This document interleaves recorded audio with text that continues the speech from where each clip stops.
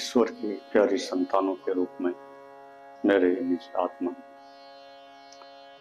उस आंतरिक प्रकाश की खोज करो जो सदा शांत है और सभी दुखों से परे। हरिओम। ईश्वर की प्यारी संतानों के रूप में मेरे निज आत्मन, सत्य एक है, ये 100% ठीक है, लेकिन सत्य को जानने का मात्र एक ही मार्ग है, ये 100% गलत है।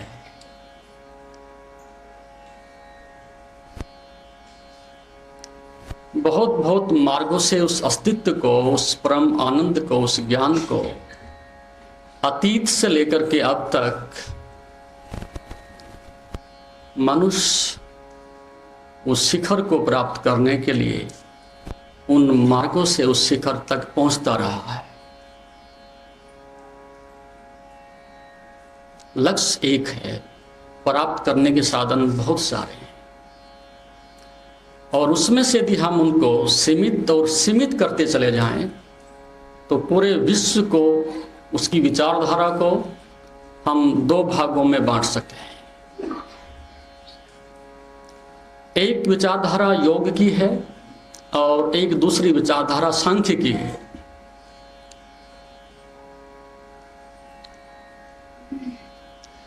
एक विचारधारा संकल्प की है, एक विचारधारा समर्पण की है। एक विचारधारा संदेह की है, एक विचारधारा समर्पण की है, श्रद्धा की है। दो ही दर्शन, चाहे वो वेस्टर्न कंट्रीज में हुए और चाहे ईस्ट में हुए, पूर्व में हुए, दो ही दर्शन विकसित हुए हैं।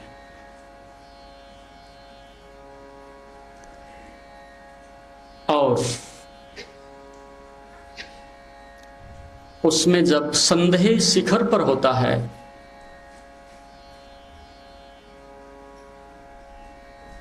तो उसकी दो शाखाएं हो जाती हैं। यदि पदार्थ पर संदेह आ जाए तो साइंस डेवलप होती है, तो टेक्नोलॉजी डेवलप होती है। तो वेस्टर्न कंट्रीज ने यही किया, उन्होंने पदार्थ को तोड़ा, एक टेक्नोलॉजी को, एटॉमिक पावर को, न्यूट्रॉन्स पावर को उन लोगों ने डेवलप किया। लेकिन भारत ने मनुष्य की चेतना पर कार्य किया, मनुष्य के मन पर कार्य किया। तो मनुष्य के मन पर किया गया संदेह योग बनता है। जैसे पदार्थ पर किया गया संदेह टेक्नोलॉजी बनता है, साइंस बनता है। उसको तोड़ते चले गए, तोड़ते चले गए, इलेक्ट्रॉन, प्रोटॉन, न्यूट्रॉन, पॉजिट्रॉन, जो भी है। क्योंकि मनुष्य की जो शक्ति है, उसकी जो संभावनाएं हैं, वो पदार्थ के शिखर पर जब जाती हैं तो पदार्थ चेतना के अत्यंत निकटतम होता है। उस साइंस के विद्यार्थी समझते होंगे। पदार्थ जैसा आज दिखाई पड़ता है, लेकिन शिखर पर पदार्थ भी चेतना में छलांग लगाने की क्षमता रखता है। यदि किसी साइंटिस्ट से आज हम पूछे कि पानी कैसे बनता है, तो जो हाइड्रोजन की, ऑक्सीजन की, H2O की मॉलिक्यूल्स की बात करता है, तो अंत में वो क्या कहता है कि सब कुछ न्यूट्रॉन्स में बदल जाता है, सब कुछ विद्युत तरंगों में बदल जाता है। और यदि हम पूछे साइंटिस्ट से कि विद्युत तरंगें कहां से आती हैं, तो कोई उत्तर नहीं है। अनंत से कहीं से आ रही हैं, लेकिन ये पता नहीं कि विद्युत तरंगे कहाँ से आ रही हैं। तो जो भी आप ये पूरा विश्व देख रहे हो, ये सब विद्युत तरंगों का एक लहराता हुआ शक्ति का एक विराट रूप है। आप सब जो शरीर से दिखाई पड़ते हो सब विद्युत तरंगे हैं। तो ये विद्युत तरंगे जब बाहर की ओर जाती हैं, पदार्थ की ओर जाती हैं, तो विज्ञान बनता है। और जब ये विद्युत तरंगे अंतर्मुख हो जाती हैं, ऊपर की ओर आरोहण कर लेती हैं, तो वही शक्ति आपको समाधि में ले जाती है, चेतना में ले जाती है, ज्ञान में ले जाती है, श्रद्धा में ले जाती है। तो भारत सदैव मनुष्य केंद्रित रहा। भारत सदैव आध्यात्मिक शक्तियों का केंद्र रहा, आत्मिक केंद्रित रहा, इंद्रिय से ऐन्द्रिक केंद्रित नहीं रहा। तो जिसको इंद्रियों की ऐतरफ इच्छा पूरी करनी हो, उसको विलासिता के साधन बढ़ाने के लिए विज्ञान खोजना पड़ेगा। और जिसको परम सत्य को ही जानना हो, उसे मन से गुजरते हुए, हृदय से गुजरते हुए, चेतना से गुजरते हुए उस परम सत्य को जान लेना उसका लक्ष्य है। तो अतीत के 5000 वर्षों से जो आपने इतिहास पढ़ा है, सुना है, वो सब हमारी शिक्षा, दीक्षा, संस्कृति, संस्कार सब पदार्थ में ही चेतना के ऊपर केंद्रित रहे। इसलिए हम विज्ञान विकसित नहीं कर सके, लेकिन धर्म का विज्ञान हमने विकसित किया। और अब सबसे बड़ी विडंबना यह है कि एक असंतुलन पैदा हो गया है।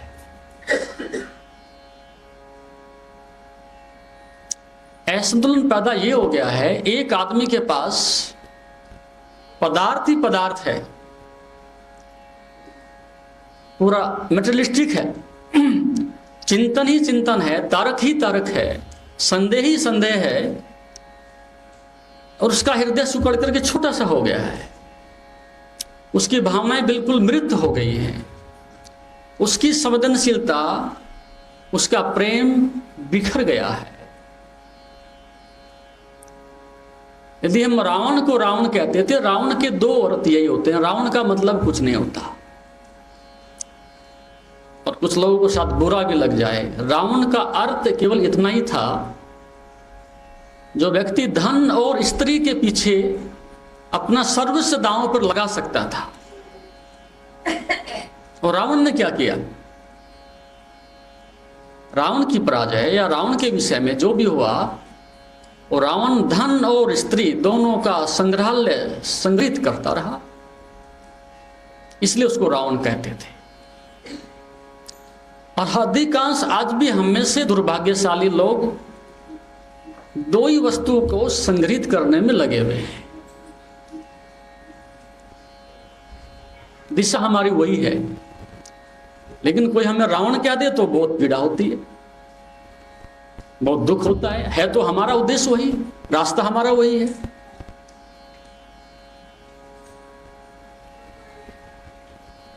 तो राम का अर्थ यह था, चेतना की ओर, योग की ओर, स्वयं की ओर, श्रद्धा की ओर मनुष्य की शक्तियां गतिमान हो रही हैं। तो संपूर्ण आदमी, संतुलित आदमी, संतुलित सभ्यता और संस्कृति वह है जिसके पास बाहर जाओ तो एक टेक्नोलॉजी है, बाहर जाओ तो पदार्थ को उपयोग करने की सामर्थ्य है, बाहर जाओ तो उसका विवेक, उसका तर्क प्रत्येक वस्तु को सकारात्मक ढंग से अपने अनुसार ढालने की क्षमता रखता है। और अंदर जाओ तो चेतना में जा सकता है, श्रद्धा में जा सकता है, ज्ञान में जा सकता है। इसको हम परफेक्ट कंप्लीट लाइफ कहते हैं। पदार्थ का भी हमने पदार्थ की तरह से उपयोग किया, और चेतना का भी हमने चेतना की तरह से उपयोग किया। ऐसे व्यक्ति के पास विशाल हृदय भी है, करुणा भी है, प्रेम भी है, और जब वो पदार्थ की ओर, संसार की ओर, परिधि की ओर जाता है तो वहां अपने उस विवेक से प्रत्येक वस्तु का उपयोग करता है। ये श्रेष्ठतम संस्कृति है, ये श्रेष्ठतम मानव है जिसके पास इस प्रकार की एक अपनी संतुलित व्यवस्था है। तो उसके लिए विवेक क्या कहता है, वह योग क्या कहता है, सांख्य क्या कहता है। तो योग ने 3 बातें बहुत महत्वपूर्ण बताई हैं, संदेह करके बताई हैं, एक विधायक तर्क करके बताई हैं। वो बातें ध्यान से सुनने जैसी हैं, क्योंकि किसी ने अनुसंधान किया तो ये तो पूछेंगे कि भाई क्या खोजा। यदि हम योग के विषय में बात करेंगे तो पूछे तो सही भाई योग ने हमें क्या दिया, क्या बताया। तो योग का ऋषि लंबा अनुसंधान करने के बाद 3 बातें बताते हैं। उनका संदेह पदार्थ से चेतना तक उनके जो अनुभव में आई है 3 बातें हैं। यदि आप 3 बातें ठीक से सीख लेते हैं, समझ लेते हैं और अपने आचरण में ढाल लेते हैं तो समझो कि पूरा योग दर्शन आपने पढ़ लिया। 3 बातें कौन सी हैं? पहली बात, संसार की वस्तुओं को आप कितना भी संग्रहित करो, कितना भी इकट्ठा करो, कितना भी अंबार लगाओ, लेकिन अंतोगत्वा वो आपसे छीन लिए जाएंगे, नहीं ले जा सकते। मन खुश होगा, अहंकार को बल मिलेगा, सम्मान में पैर आपके उठेंगे, लेकिन उसका अंत ये है कि आप कुछ भी छीनो, कितना भी संग्रहित करो, कितना भी दूसरों को लूटो, वो सब छीन लिया जाएगा। खाली हाथ वापसी। इतना संघर्ष करके, इतने लोगों को पीड़ा पहुंचा करके, इतनी हिंसा करके आप इकट्ठा कर भी लोगे अनावश्यक रूप से अपनी इच्छाओं को पूरा करने के लिए, फिर भी आप अतृप्त रहोगे, इच्छाएं पूरी ना हो सकेंगी। तो जब आप इच्छाओं को पूरा करने के लिए जाते हो और अधिक मात्रा में संग्रहित करते हो तो ये बात ध्यान में रखें, ये छीन लिया जाएगा। ऐसा हुआ एक अवंती का एक जगह हुई, उसमें नगर सेठ थे काफी बड़े, कई पीढ़ियों से हीरे जवाहरात पता नहीं कितना धन संग्रहित था उनके पास। वहां का सेठ सुमेध, उसका बाप का शरीर शांत हुआ। शरीर शांत होने के बाद जैसा हमारे यहाँ कर्मकांड होता है, पूजा पाठ होकर के, तेरवी होकर के सब शांत हो गए। सायंकाल को मुनीम, जो उनका पुराना मुनीम था, काफी बूढ़ा हो गया था, वो उस पुत्र के पास, सुमेध के पास गया। उसने जाकर के कहा कि बेटे, क्या तुम्हें पता है इस क्षेत्र में, इस रियासत में आपसे बड़ा धनी कोई भी नहीं है। अरे देख, नीचे तहखाने में चलिएगा, आपको मैं पूरा विस्तार से बताता हूं क्या क्या तुम्हारे दादा परदादा छोड़ के गए। उसने पूरी फहरिस्त, पूरी लिस्ट बना करके बताया, इतने हीरे हैं, इतने जवाहरात हैं, इतने बिजनेस हैं, इतने बिल्डिंग हैं, इतने अस्तबल हैं, इतने हाथी बल हैं, वो सब उनको विस्तार से बताता चला। वो बेटा सुनते सुनते अंत में रोने लगा। मुनीम ने सोची शायद इसकी अपेक्षा के अनुरूप आंकड़े नहीं आ रहे, शायद कहीं अधिक की आशा करता था, मैंने जो बताया है उससे संतुष्ट नहीं है। उसने क्या क्या, बेटे तुझे कम लग रहा है इतना धन? बोला इसलिए नहीं रो रहा कि धन कम है कि अधिक है, मुझे एक बात ये बताइएगा, इतनी बड़ी संपदा में से, इतने हीरे जवाहरात में से, इतने धन में से मेरा दादा कुछ ले गया? बोला नहीं। बोला फिर मेरे पिताजी? बोला नहीं। तो क्या मैं ले जा सकता हूं? यदि ऐसा सूत्र है तो 24 घंटे का समय कल तक निकाल के ले गया। वो तो नहीं ले जा सके, मैं ले जा सकूं, मैं ऐसा कोई प्रयास कर सकूं, आप जाइएगा, ये प्रयास करो। उसने कहा उसकी जरूरत नहीं मुझे 24 घंटे की, अभी बता दूंगा, 24 सेकंड भी नहीं लगेंगे, आप नहीं ले जा सकते। इस नियम का उल्लंघन हो ही नहीं सकता, आप ले जा नहीं सकते। उसने कहा मैंने सूत्र ढूंढ लिया, मैं इसको ले जाऊंगा। बोला कैसे ले जाओगे? उसने कहा ऐसे ले जाऊंगा, इसको सारे को उठा करके मेरी तरफ से लिखित रूप में जितने भी गरीब लोग हैं इस नगर में और दूर तक रियासत में जितने भी लोग रहते हैं उन सबको बांट दे। 24 घंटे में इस खजाने में एक पैसा भी यहां मिलना नहीं चाहिए, सारा बांट दे। और मैं ले गया उसको, जिसने बांटा वही ले गया, जिसने त्यागा उसी के साथ गया। और मैं लेके जा रहा हूं। बोले तुम्हारे बच्चों का क्या होगा? बोले मैंने बच्चों को बर्बाद नहीं करना, पुरुषार्थी होंगे, बुद्धिमान होंगे तो कमा लेंगे। कल को उनको भी ये भ्रांति पकड़ेगी, भ्रम पकड़ेगा कि हम धनी हैं, ना वो परिश्रम करेंगे, ना किसी की सेवा करेंगे, ना वो बुद्धि से काम लेंगे, आलसी जीव पड़े होकर के खाएंगे और अय्याशी करेंगे। सब बांट दो। और कहते हैं वो सन्यासी हो गया और लेके गया। क्या लेके गया? उस त्याग को, उस ज्ञान को, उस देने के भाव को जो वापस लौटा दिया जाता है, उसको सब कुछ दे दिया जाता है। और जो बचा के रख लेता है उससे सब छीन लिया जाता है। ये योग का सिद्धांत है। तो पहली बात, कितना भी संग्रहित करो अंत में छीन लिया जाएगा। कुछ धनी आदमी बैठे होंगे, हिल रहे होंगे, दुखी हो रहे होंगे। हालांकि धनी आदमी मिलते तो नहीं है, लेकिन फिर भी कि हम पहले ही कदम पर चौपट हो रहे हैं। दूसरी बात, संसार की जो वस्तु आपको मिल जाती है वो देख लेने के बाद, छू लेने के बाद, भोग लेने के बाद व्यर्थ हो जाती है।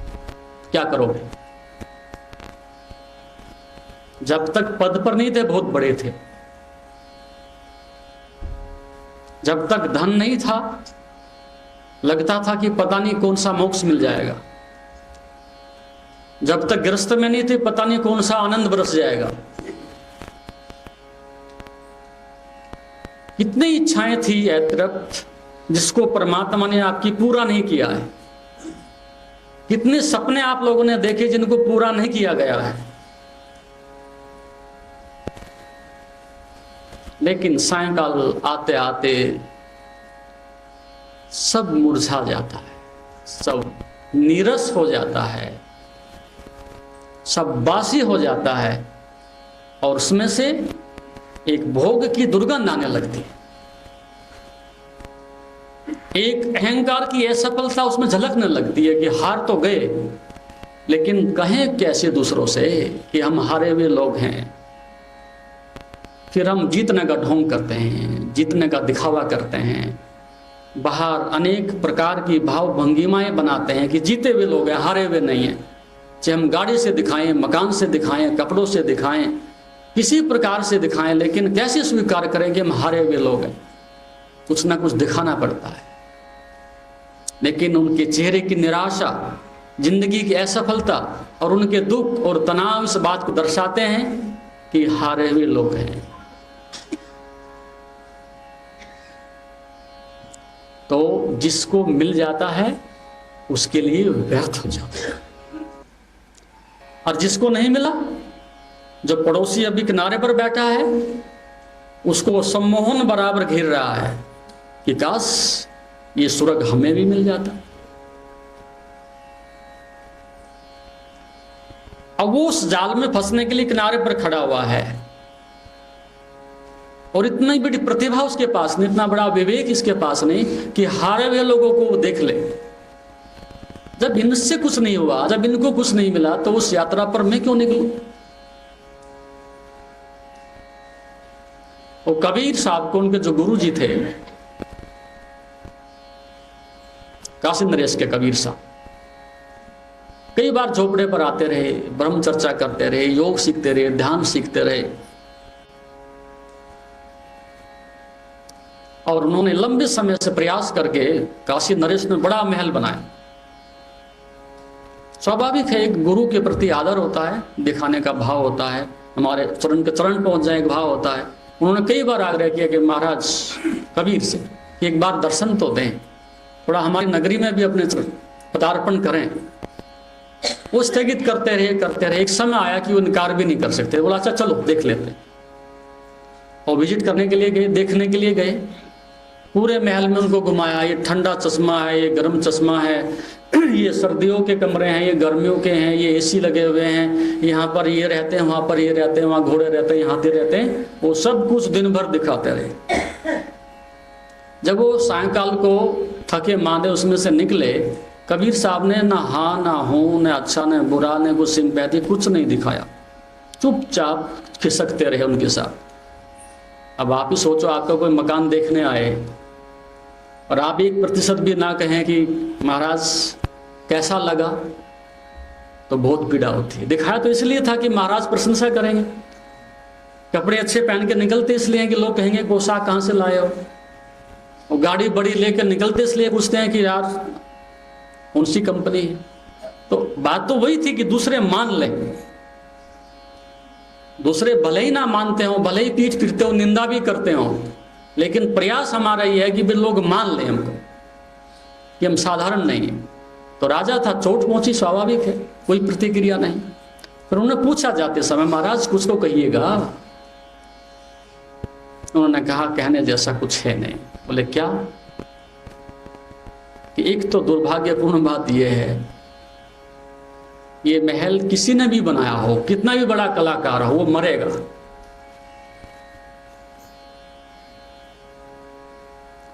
दूसरी बात, ये महल में जितने भी लोग रह रहे हैं, धीरे धीरे ये भी सारे मरेंगे,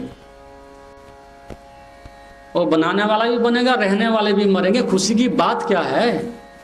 और ये भी कह देता हूं, पदार्थ की एक सीमा होती है, कुछ दिनों के बाद ये महल भी खंडर हो जाएगा, सब बिखर जाएंगे पत्थर।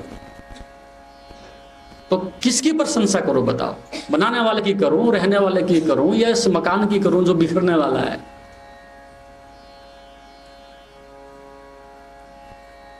लगभग हम भी उसी स्थिति में।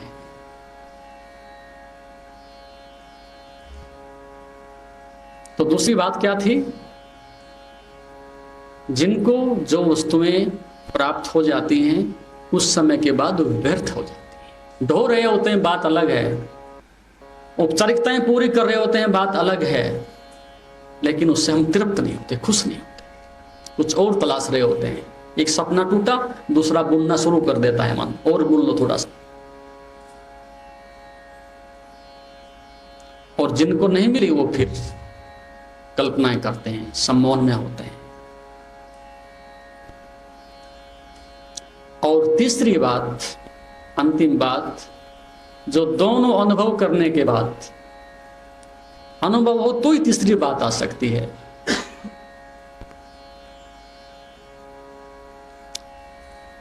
तीसरी बात अंतिम यह है कि जो भी कुछ उसने व्यर्थ देखा है, व्यर्थ अनुभव किया है, उसको उठा करके उन लोगों को दे देता है जिनके अधूरे सपने हैं, जो अभी सम्मोहन में जी रहे हैं कि काश हमें मिल जाता।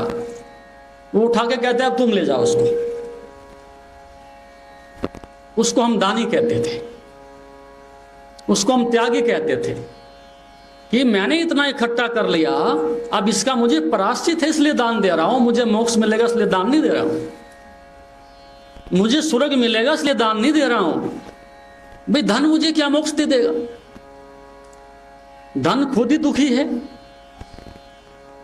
धन स्वामी नश्वर है, धन स्वामी अपने आप मिट्टी में मिलने वाला है। धन क्या मुझे मोक्ष दे देगा, क्या स्वर्ग दे देगा?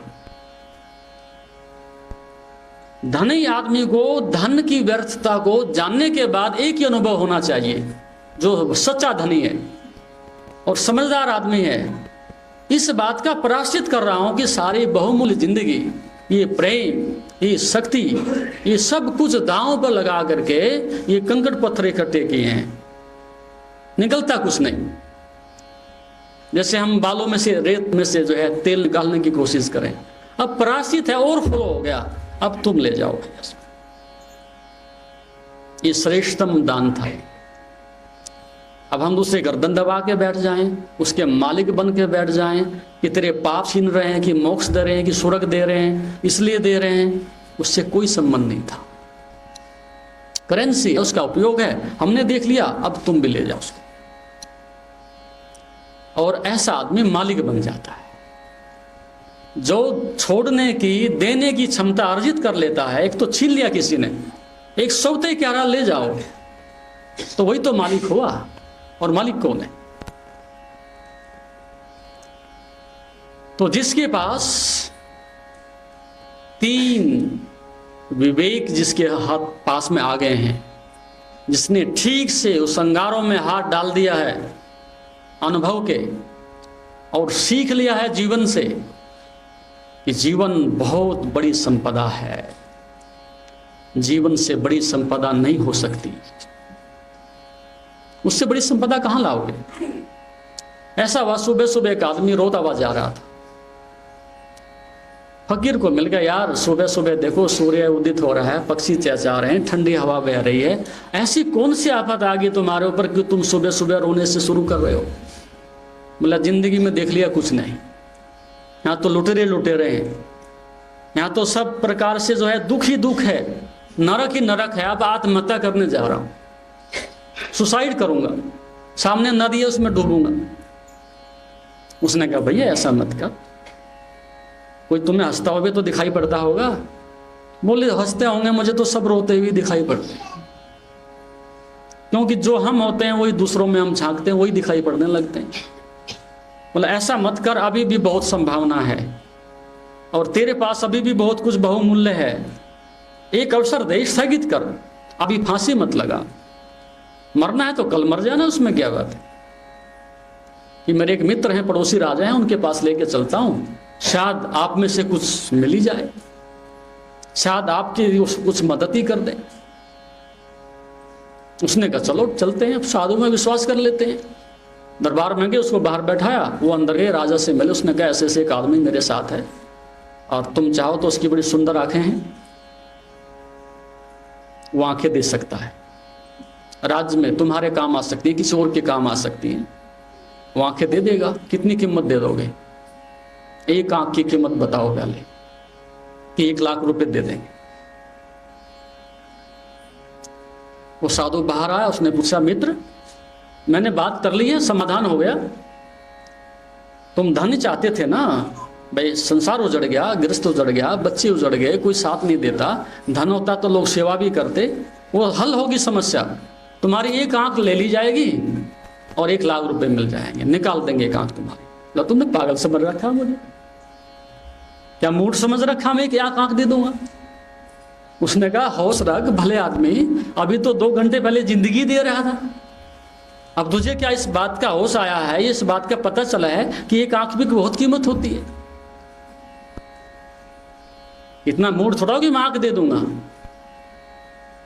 उसने कहा, कुछ तो दे दे, हाथ दे दे, पैर दे दे। बोले, नहीं, कुछ नहीं दिया जा सकता। और अब तक तो मरने की बात सोच रहा था, अब मुझे पता चला शरीर बहुत बहुमूल्य है, परमात्मा की बहुत बड़ी देन है। अब तो मुझे ही पता चल गया, मैं पुरुषार्थ करूंगा, उपयोग करूंगा तो धन में भी कमा लूंगा। मनोबल गिर गया था, फिर लौट आया। शरीर बहुत बड़ी संपदा है, जीवन बहुत बड़ी संपदा है, लेकिन हम उसका आदर नहीं कर पाते, हम उसको प्रेम नहीं कर पाते। और जब तक उसके प्रति प्रेम पैदा नहीं होता, उसके प्रति आदर पैदा नहीं होता, तो फिर श्रद्धा विकसित नहीं हो सकती, फिर ध्यान विकसित नहीं हो सकता। क्योंकि जीवन से प्रेम ही नहीं तो कौन ध्यान करेगा? जीवन की कोई कीमत ही हमारे पास नहीं है, तो फिर सत्य को पाने की चिंता कौन करेगा? आप स्वामी सोच के देखो, यदि रास्ते में काश ऐसा हो जाए कि कहीं ऐसा शरीरधारी परमात्मा मिलता हो और उधर से एक अरबों खरबोपति आदमी आ रहा और दोनों में से चुनाव करने के लिए कह दिया जाए कि भाई परमात्मा में से मिलना है कि 1 करोड़ रुपए चाहिए। उसने कहा परमात्मा को स्थगित करो, कल मिलेंगे, पहले 1 करोड़ दे दे। क्योंकि पूरी नीति हमारी जो है संसार को इकट्ठा करने की है, सत्य को जानने का हमारा उद्देश्य नहीं है। तो अनुभवी आदमी, विवेकी आदमी, संदेहशील आदमी, सही दिशा में संदेह करने वाला व्यक्ति बहुत जल्दी इस निष्पत्ति पर पहुंच जाता है, बहुत जल्दी इस अनुभव पर पहुंच जाता है कि जो भी अनावश्यक है उसको हटा दिया जाए। योग या संख नफरत करने के लिए नहीं कहते, करने के लिए नहीं कहते। उनका कहने का अर्थ है जो भी अनावश्यक है और जितनी आवश्यकता से आपका काम चल जाता हो उतनी शक्ति खर्च करो, बाकी जो बचती है उसको जीवन को जानने के लिए लगाओ, उसको दूसरे के सहयोग के लिए, दूसरे की सहायता करने के लिए, दूसरों को प्रेम बांटने के लिए वहां पर खर्च करो उसको। इस सीमा को, उस संकीर्णता को तोड़ के थोड़ा सा बाहर निकल करके आओ, तो उस समय जीवन का उपयोग होता है। अन्यथा फिर मृत्यु आपकी प्रतीक्षा करती है। यदि आप जीवन को अवसर नहीं देते तो मौत फिर आपकी प्रतीक्षा करती है। एक जगह लिखा है, मैं तेरी रहमत का उम्मीदवार आया हूं। रहमत समझते हो, उर्दू का शब्द है करुणा, कृपा। मैं तेरी रहमत का उम्मीदवार आया हूं, मुंह ढापे कफन से, मुंह ढापे कफन से शर्मसार आया। जब हम अर्थी पर जाते हैं, कफन मुंह पर डाल दिया जाता है, उसको छुपा दिया जाता है कफन से, तो उस बात का प्रतीक है कि शर्म के मारे अब जा तो रहा हूं उस बस्ती से, मुंह दिखाने जैसा है नहीं। मुंह ढाके शर्मसार आया हूं, आने ने दिया गुनाहों ने पैदल मुझे, आने ने दिया गुनाहों ने अर्थात पापों ने, आने ने दिया गुनाहों ने पैदल मुझे, ताबूत में बंद कंधे पर सवार आया हूं। इतने पाप इकट्ठे हो गए, इतने पाप इकट्ठे हो गए कि पैदल तो चल के शमशान घाट तक आ नहीं सकता था। इस पाप को उठाने में 4 आदमी भी छोटे पड़ गए, हाँप गए, वो भी यहां तक मुझे घसीट के लाए हैं। पैदल नहीं आने दिया, इतने पाप इकट्ठे हुए। और ताबूत में बंद, कंधे पर दूसरों के सवार हूं। यदि जीवन की गरिमा, जीवन का आदर आप नहीं कर पाते तो फिर मौत निपटारा करती है। यदि जीवन से कोई समाधान नहीं मिलता तो फिर अंत में मौत समाधान करती है कि जाइएगा, इससे अधिक अवसर नहीं दिया जाता।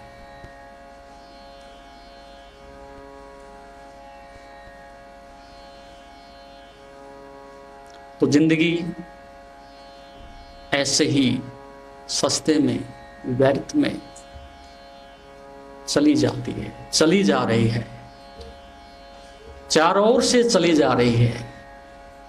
एक छोटी सी कहानी मुझे याद आती है। एक फकीर को ज्ञान हुआ। बोध होने के बाद में फकीर आलसी नहीं था, पुरुषार्थी था, सृजनशील था।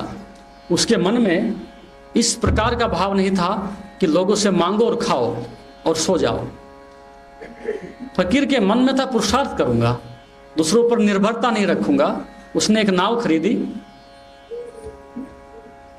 और किनारे पर बैठ गया। सुबह से लेकर के रात्रि तक जो भी यात्री आए उनको बैठाए और पार करा दे।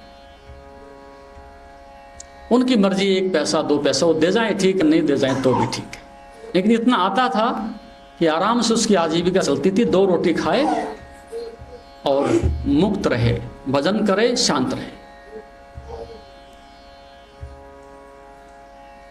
तो वहां का गांव का पंडित, उसी गांव के फकीर थे, गांव का पंडित आया सुबह सुबह। उसने कहा महाराज आप मुझे पार करा दें। बोला हाँ मैं तो चाहता था, बैठिएगा। उसने कहा पैसे? बोले आज ऐसी बात क्यों करते हो, आप श्रेष्ठ हो, विद्वान हो, ज्ञानी हो, इस तरह की बातें क्यों करते हो? हम ऐसे ही पहुंचा दें, पैसे की कोई बात ही नहीं। वो प्रसन्नचित हुए, 2 कदम आगे नाव चली।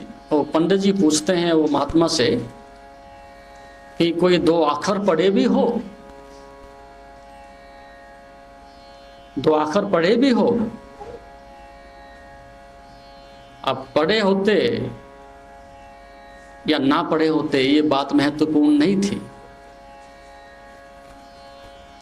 लेकिन उस फकीर का तेज, उसकी आवाज, उसका जीवन ही बताता था।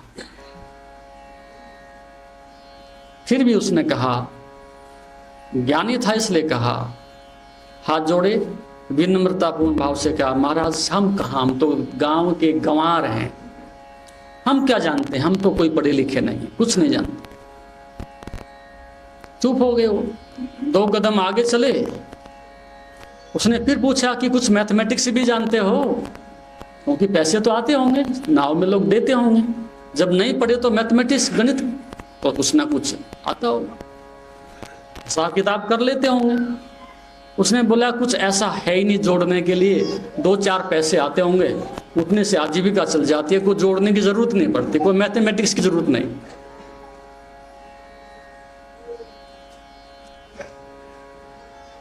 तो पहले कदम पर उन्होंने कहा कि 4 आने जिंदगी तुम्हारी खत्म है, अनपढ़ आदमी हो। जब दूसरी बात कही कि तुम्हारी तो 8 आने जिंदगी खत्म हो गई, क्या फकीर हो तुम? बोला हाँ जी ठीक कह रहे हो। वो फिर भी शांत रहा, नाव को खेता रहा, चलाता रहा। इस बीच में तूफान आ गया, और तेज तूफान आया, बड़ी बड़ी लहरें उठने लगी। पंडित जी ने कहा महाराज अब बचाओ। उसने कहा क्या तुम तैरना जानते हो? उसने कहा नहीं, तैरना तो नहीं जानता। कि क्या मैथमेटिक्स जानते हो? कि नहीं, मैथमेटिक्स नहीं जानता। बोला और क्या जानते हो? डूबना जानते हो?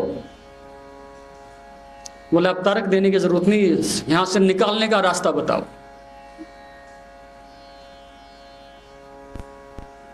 उसने कहा निकालने का रास्ता हम नहीं बताएंगे, निकालने का रास्ता तो ये तूफान बताएगा।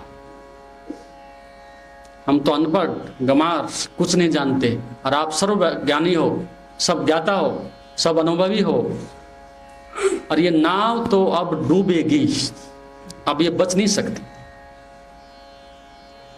और हमारी 8 आने डूबी है, तुम्हारी 16 आने डूबेगी, 16 आने डूबेगी। डूब गए। साधु आगे निकल गया छोड़ के। तो शब्दों की नाव पर, सिद्धांतों की नाव पर, कागजों की नाव, अहंकार की नाव पर हम सवार हों और सोचे मंजिल आ जाए,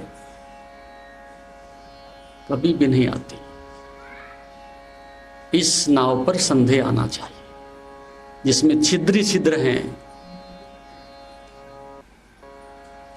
इसमें छिद्र छिद्र हैं, वो नाव जाएगी कैसे? तो मैं बात समापन की ओर ले जाता हूं। आप संदेह कर सकें स्वयं के ऊपर, संदेह कर सकें अपने कूड़े कचरे पर, संदेह कर सकें अपने अज्ञान के ऊपर, संदेह कर सकें इस गिरती हुई जिंदगी के ऊपर। एक समय था कि लोग कहा करते थे कि मौत आई और हमें उठा के ले गई, और अब मौत ने परिभाषा बदल दी कि मुझे मरे हुए आदमी मिलते ही नहीं, जिंदा आदमी मिलते नहीं, मरे हुए को उठा के ले जाते, तो पहले से मर गए होते। तो जिंदगी धीरे धीरे धीरे हमारी और छोटी सी छोटी होती जाती है, जबकि मनुष्य का अर्थ ये था कि वो श्रेष्ठ हो जाएगी, सुंदर हो जाएगी, और हमारा प्रत्येक वृद्ध, प्रत्येक बूढ़ा चलता फिरता समाज में साधु होता था, संत होता था, उसका अनुभव इतना बड़ा होता था। लेकिन एक बूढ़े में और बच्चे में अब कोई मौलिक अंतर नहीं कर सकते, क्योंकि जिंदगी अनुभवहीन है, जिंदगी बिखरी हुई है, जीवन पूर्णतः बहिर्गामी है। तो ऐसी संपदा आपके हाथ में नहीं होती कि आप कह सकें कि मैं भर के जा रहा हूँ, मैं तृप्त होकर के जा रहा हूँ, मैं खुश होकर के जा रहा हूँ। अतृप्त थे, अतृप्त रहे और अतृप्त ही संसार से चले गए, तो उसको हम जीवन नहीं कह सकते। जीवन जैसा लगता है लेकिन जीवन कहेंगे उसको। दूसरा विश्व युद्ध जब हुआ और हिटलर ने इतने बड़े आक्रमण किए, इतना बड़ा विनाश किया, तो कुछ समय के बाद वहां का जो कूट राजनीतिक था अंग्रेज, उससे मिलने के लिए आया। हिटलर से उसने कहा कि भाई ऐसा आतंक मत मचा, इतना बड़ा विनाश मत कर, किसी तरह से हमारे साथ समझौता कर ले और इस संग्राम को बंद कर दे। 7वीं मंजिल पर बैठे हुए थे दोनों, 3 पहरेदार उस पर बैठे हुए थे हिटलर के।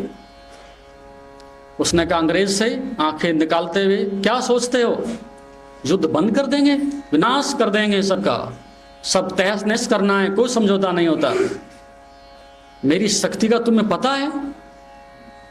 सब्सक्राइब करें हमारे YouTube चैनल योग तीर्थ को और बेल आइकॉन भी दबाएं ताकि आगे आने वाली वीडियोस का नोटिफिकेशन आपको मिलते रहे। एक एक सैनिक मेरा प्राण देने के लिए, आहुति देने के लिए तैयार रहता है, और सामने एक सैनिक खड़ा हुआ था बंदूक ताने। उसने कहा इधर आओ। बोले आप देखते हो मेरे पास कैसे कैसे आज्ञाकारी सैनिक है। उसने कहा खिड़की से छलांग लगा दे।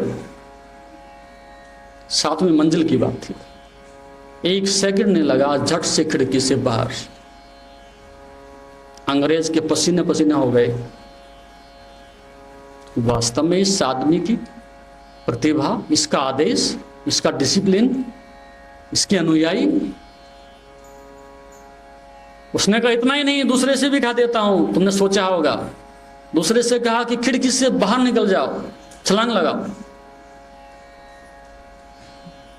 और दूसरे ने 1 सेकंड नहीं लगा, झट से वो भी कूद गया। अब वो अंग्रेज से रुका नहीं गया, उसने तीसरे के लिए कहा, दौड़ करके उसको पकड़ लिया। बोला नाहक, मूर्ख, पागल, तुझे कुछ जिंदगी की कीमत का नहीं पता? क्या जीवन की किसी कीमत का नहीं पता? मरने जा रहा है, व्यर्थ में मरने जा रहा है, इनकार क्यों नहीं कर देता? वो कहता है you call this life, you call this life, तुम इसे जीवन कह रहे हो? अपने पत्नी से नहीं मिल सकता, भाई से नहीं मिल सकता, इस कारागृह से बाहर नहीं जा सकता, रोटी समय पर नहीं खा सकता, रात भर सो नहीं सकता, कोई विचार नहीं कर सकता, कोई प्रेम मेरे साथ नहीं है, जानवर से बदतर मेरी यहां जिंदगी है। यू कॉल दिस लाइफ, तुम इसे जीवन कहते हो? मैं तो अवसर की तलाश में था, और ये मेरा सौभाग्य कि मुझे आदेश मिल गया है, आप मुझे मुक्त होने दीजिएगा। यू कॉल दिस लाइफ, क्या है इसमें जीवन जैसा कि मैं इसको बचा के रखूं? क्या बचाऊं इसमें से?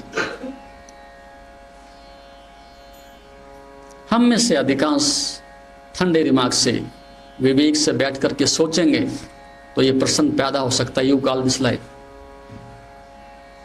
जिसे हम जीवन समझे बैठे हैं, क्या वो जीवन जैसा है?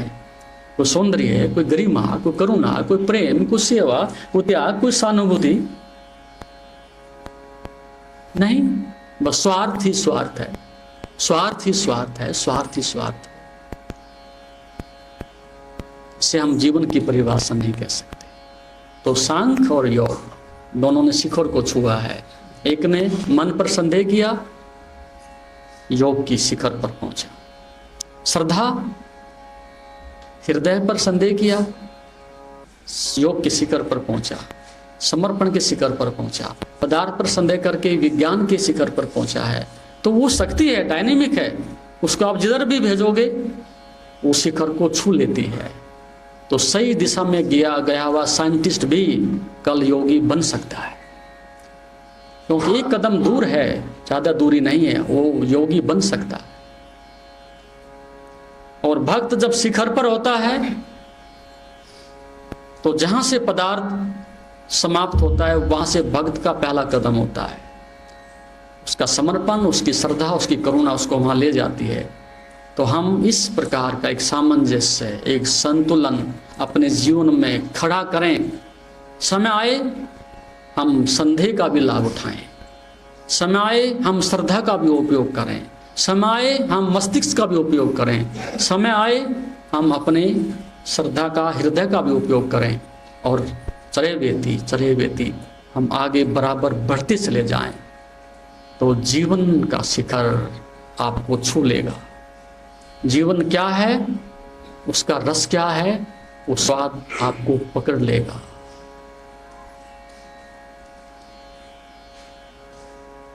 तो इस बात के साथ मैं फिर वही बात दोहराए देता हूं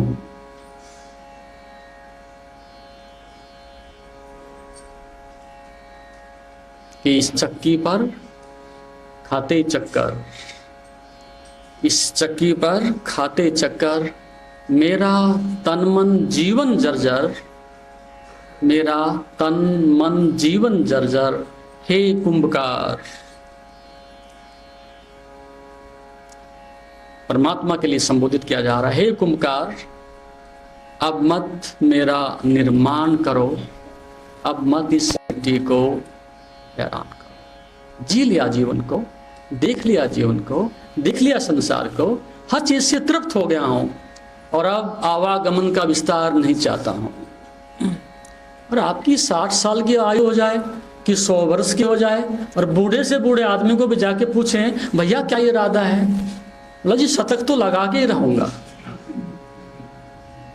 भैया शतक दुख का लगा रहा है कि शतक सुख का लगा रहा है कि शतक शांति का लगा रहा है, ये तो बता दे। शतक तो लगा रहा है, और लग भी जाएगा तो शतक दुख का ही शतक लगेगा। 100 रन बने हैं तो दुख के ही बने हैं, सुख के तो नहीं बने, और ज्यादा दुख बढ़ गया। लंबी आयु हुई तो लंबा दुख मैंने इकट्ठा कर लिया, और फिर भी आदमी एक्सटेंशन मांग रहा है, कहता जी थोड़ा सा और जी जाए। ये अज्ञान है, ये मूढ़ता है, ये अनुभवहीनता है। दुख ही मिल रहा है, मिला कुछ भी नहीं, फिर भी कह रहे थोड़ा सा और जी जाए। ये जीवेषणा, इसकी कोई सार्थकता नहीं। मैं नहीं कहता सुसाइड कर लो, मैं कहता हूं सुंदर बनाओ, और बना सकते हो। साज सामान सज्जा सब कुछ है, साधन सब कुछ है, एक उसको दिशा चाहिए। दिशा मिल जाए तो मंजिल आ जाती है। फिर आप 100 साल जियो कि 100 दिन जियो, जिंदगी तुम्हारी धन्य है, जिंदगी तुम्हारे आनंदित है, लक्ष्य तुम्हारे निकट है, उसको आप जब चाहो जी सकते हो। वो तुम्हारी स्वतंत्रता है, वो तुम्हारा चुनाव है। चाहे आप नरक को चुनो या स्वर्ग को चुनो, वो तुम्हारी अपनी स्वतंत्रता है, तुम्हारा चुनाव है। और जब श्रेष्ठतम है हमारे पास, तो हमें उसको चुन लेना चाहिए, उसका हमें उपयोग कर लेना चाहिए। वही समझदारी है, वही विवेक है, वही प्रतिभा है। इसने श्रेष्ठतम को चुना है और बिना किसी विलंब के अपनी मंजिल की ओर निकल पड़ा है। ऐसी प्रार्थना करूंगा प्रभु से, आप सब उस श्रेष्ठतम को चुने, उस मंजिल की ओर पहुंचें। अपने प्रत्येक क्षण का जो बहुमूल्य है उसका उपयोग करें। जो करेंसी आपको मिली है, जो धन आपको मिला है आपके पुरुषार्थ से, आपकी ईमानदारी से, उसका अपने लिए नहीं, दूसरों के लिए भी, गरीब के लिए भी, जिसको आवश्यकता है उसके लिए भी आप उसका पूरा पूरा उपयोग कर सकें। और अंत में जैसा उस समेत की मैंने बात कही, सब दे करके, त्याग करके, और वो आदमी मुक्त हो गया। इदम नामाम, ये मेरा नहीं है, प्रभु का था, प्रभु को समर्पित है, और हम गए अलविदा। ओम शांति। जैसा कि आप जानते हैं, शरीर को स्वस्थ और मन को शांत बनाने के लिए योग ही एकमात्र साधन है। जीवन को योगमय बनाने के लिए व योग दर्शन के मर्म को आत्मसात करने हेतु गुरुदेव के आशीर्वचनों को श्रवण करें। उनके द्वारा दिया गया मार्गदर्शन आपके जीवन में सकारात्मक बदलाव लाएगा। अगर आप पतंजलि योग दर्शन सीखना चाहते हैं और इस प्राचीन ज्ञान को अपने जीवन में शामिल करना चाहते हैं, तो हमसे संपर्क करें। हमारे योग सत्र न केवल आपके शरीर को स्वस्थ बनाएंगे, बल्कि आपके मन और आत्मा को भी संतुलित करेंगे। अधिक जानकारी के लिए हमें नीचे दिए गए विवरणों पर संपर्क करें। हमारे साथ इस योग यात्रा की शुरुआत करें और अपने जीवन को शांति और सकारात्मक ऊर्जा से भरें। धन्यवाद। आपका दिन शुभ हो। ओम नमस्ते।